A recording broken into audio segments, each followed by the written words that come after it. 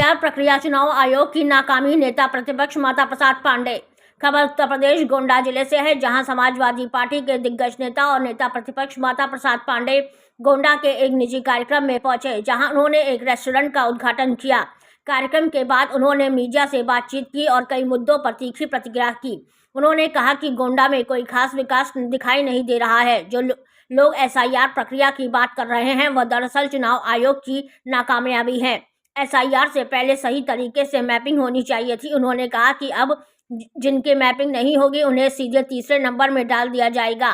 तीसरे नंबर में डालने का मतलब होता है कि उन्हें नोटिस भेजा जाएगा और पूछा जाएगा, तुम यहाँ के निवासी हो या नहीं, इसका सबूत दो। इस प्रक्रिया में सबसे ज़्यादा घपला होने की संभावना है। माता प्रसाद पांडे ने चेतावनी देते हुए कहा, जो लोग समय पर सबूत नहीं दे पाएंगे, उनका नाम मतदाता सूची से काट दिया जाएगा। यह आम जनता के अधिकारों पर सीधा हमला है और साफ दिखाता है कि प्रक्रियाएं बिना तैयारी के चलाई जा रही है। कोई घुसपैठिया वाले सवाल पर उन्होंने कहा कि मुख्यमंत्री से पूछो कि गोंडा में कोई घुसपैठिया मिला। रिसर्च सेंटर पर भी उन्होंने करारा जवाब दिया। नेता प्रतिपक्ष के इन बयानों ने एक बार फिर एसआईआर प्रक्रिया को लेकर बहस तेज कर दी है। नेता प्रतिपक्ष माता प्रसाद पांडे ने की मीडिया से खास बातचीत। गोंडा से रामनारायण जायसवाल की खास रिपोर्ट। एक हमने अभी सेकंड वाइब रेस्टोरेंट, जो कि हमारी पहले से ही रेस्टोरेंट चल रहा था, अभी हमने कुछ एक नया रेस्टोरेंट और उसी के साथ में बैंक्वेट भी बनाया है, ताकि लोगों को जो थोड़ी सी समस्या आ रही थी कि लोग कह रहे थे भैया कुछ एक बैंक्वेट हो जाए कि हम लोग को छोटा मोटा कार्यक्रम जैसे इंगेजमेंट करना, बर्थडे करना, किटी पार्टी के लिए या कॉर्पोरेट्स ऑफिस का कोई मीटिंग के लिए एक हाल, तो वही उसी का हमने एक बनाया था। उसी के उपलक्ष्य में हमारे भाई सूरज सिंह जी, उन्होंने पांडे जी का कार्यक्रम लगा लिया और उन्हीं के द्वारा सब कुछ हुआ है। ये नियर कहाँ पे आपका ये होटल है, कहाँ पे है? ये अंबेडकर चौराहे पे हमारा है, डीएम आवास के बगल में ही है। और कौन कौन लोग थे उद्घाटन में? और हमारे सभी लोग, गोंडा जनपद से सभी लोग आए थे, जिसमें से शहर के नामचीन सारे डॉक्टर्स, प्रतिष्ठित व्यापारी। एक व्यापारी है जी जी। तो ये होटल को कैसे दे रहे हैं?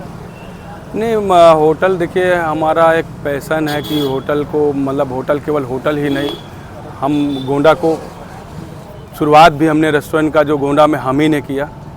अब तो बहुत सारे रेस्टोरेंट खुल गए हैं। रेस्टोरेंट का कल्चर हम ही लेके आए। आज ऊपर वाले कृपा से हर एक चौराहे पे होटल है। और पहले क्या होता था, गोंडा में अगर खाना है हम लोगों को अच्छा, तो बहराइच जाएं या लखनऊ जाएं, तो वही सोच के एक कॉन्सेप्ट लाया गया था। भाई पीछे के लो भैया, और कुछ नहीं शुरू कर दो। अरे गोंडा का विकास जो है, हमने जो देखा है, मैं उससे बहुत संतुष्ट नहीं हुआ। मंत्री जी मर जाएंगे, वंदे मातरम नहीं गाएंगे, ऐसा कह रहे हैं। क्या वंदे मातरम पे विवाद हो रहा है? कोई दिक्कत नहीं है। मंत्री ने कहा मर जाएंगे, वंदे मातरम नहीं गाएंगे, क्या दिक्कत है? उन्नीस पूछना हमसे, यहाँ के स्थान है पूछो। तो इस तरीके से एसआईआर चल रहा है, बड़े पैमाने पर मैपिंग नहीं हो रही है, क्या कहेंगे? आप लोगों ने कई मांग पत्र दिए। चुनाव आयोग की नाकामयाबी है, क्योंकि वो जो है मैपिंग कराकर ही इनको एसआईआर कराना चाहिए था। क्योंकि मैपिंग का माने है 2003 का पुरानी वोटर लिस्ट से इस वोटर लिस्ट से मिलान किया जाए। अब जब मैपिंग नहीं होगी, तो जो फार्म भरेगा उसको तीसरे नंबर में डाल देंगे। तीसरे नंबर में डालने का मतलब ये होगा कि ये उनको नोटिस देंगे, तुम्हारा नाम हम काटेंगे, रखें, सबूत दो कि तुम यहाँ के हो कि नहीं। इसी में घपला होगा। घुसपैठिया खोजे जा रहे हैं उत्तर प्रदेश में। अब मुख्यमंत्री जी पूछो को गोंडा मिले, तो वोट काटने की रणनीति सेंटर बनाया जाएगा। वोट काटने की रणनीति क्या? देखिए, ये वोट काटने की रणनीति मैंने बताया ना। पहले तो जो मरे हैं उनको छांट देंगे, ठीक है। जो शिफ्ट कर गए उनको छोड़ देंगे, ठीक है। जो लड़कियों की शादी हो गई चले जाएंगे, वो ठीक है।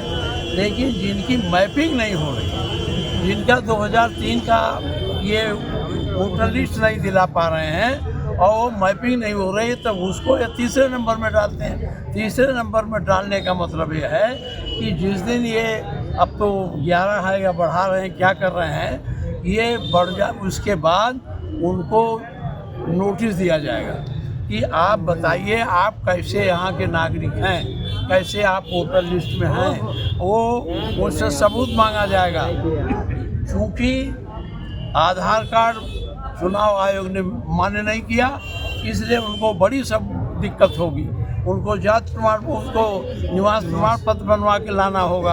अभी चले जाओ तहसील में उसको बनवा के लाओ, कितनी दिक्कत है। और इसी बहाने वो वोटों को काटेंगे। तो जिस तरीके से अच्छा, जिस तरीके नेताजी जिस तरीके से गृह मंत्री अमित शाह ने होना चाहिए कि नहीं? अब भाई इलेक्शन कमीशन पर बड़े पैमाने पर पार्लियामेंट में बहस हो चुकी है।